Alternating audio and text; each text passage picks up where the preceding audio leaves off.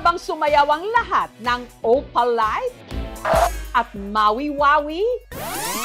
Kaya ba marami tayong mga kababayan tila balik na naman sa pagbubudot?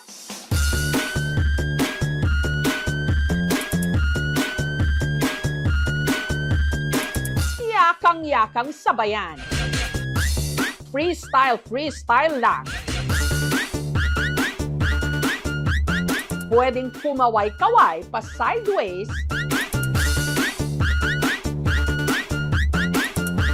kumembot-kembot pataas, o hindi kaya gumiling-giling pababa.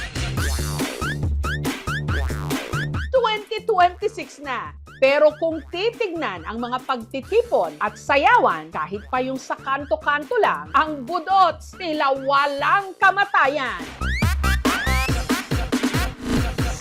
Let's go! Katunayan, dito sa Turil, sa Davao City, may nagbubudots pa rin sa kanilang mga diskohan.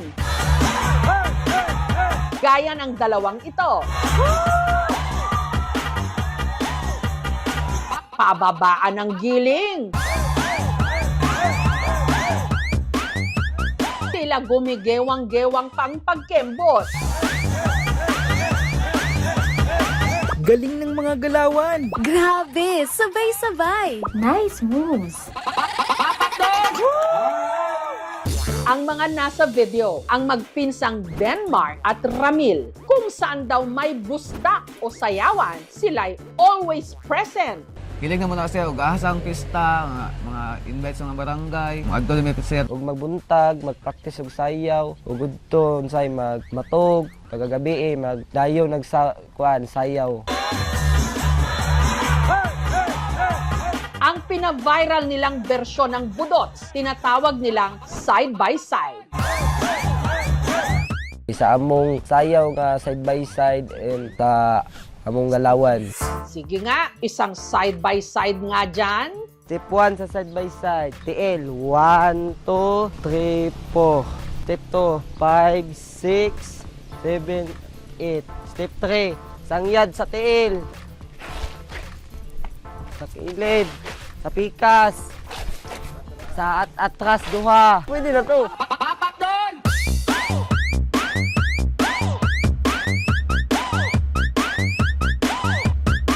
Wala may nag-expect nga na viral namong sayaw. At dahil sa kanilang side-by-side steps, mantakin yung nananalo sila sa mga dance contest. Pinakadako gyud ng mga daog kay sa Digos, so kay si Binke.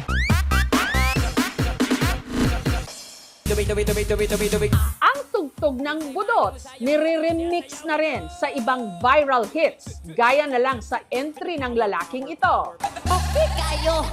Fly high, butterfly, bla bla bla bla, fly high, butterfly. Budots by Paru-Paro G. Paro-paro G, paro-paro G, paro-paro G, paro-paro G. Ang kanyang boses, lakado, aakalain mong recorded kahit live na live. Kaya diri, sa baka diri, sa baka diri, sa baka diri, sa baka diri, sa baka diri, sa baka diri, sa baka diri. Siya ang singer mula sa General Santos City na si Jeffrey. Power, DJ, Yukis, Idol. Irang patisoy ang mga tisoy na asa atubangan si BG Baktong from Jinsan. Joke lang, joke. Ang pagkanta ni Jeffrey, freestyle lang. Kasi hindi ko siya inaaral talaga. Play lang ako ng background music. Na kung ano yung maiisip ko on the spot. Ayaw mga choy. Ang kanyang viral performance, kuha raw nung nag-gig sila kamakailan ng misis niyang si Charlotte sa Compostela, Cebu. Every time na piniplay namin yung budots, na-enjoy yung tao, parang naha-hype sila. Kwela para sa kanila. Sikat din kasi talaga sa Mindanao yung budots. Yung reaction ng mga tao. Sumasayaw. Power, power, power, power, power, power. Okay kayo! Ang live budots na paandar ni Jeffrey, resulta raw ng hilig niya sa panggagaya ng mga sikat. Mahilig na akong mag-impersonate ng mga boses-boses. Parang katuwaan lang. Ang pinakasikat dati si Babaloy. Ano? Ako? Sira ang hulo mo matapos mong gawin sangkala ng baba ko? Kaya sa mga alien! Hanggang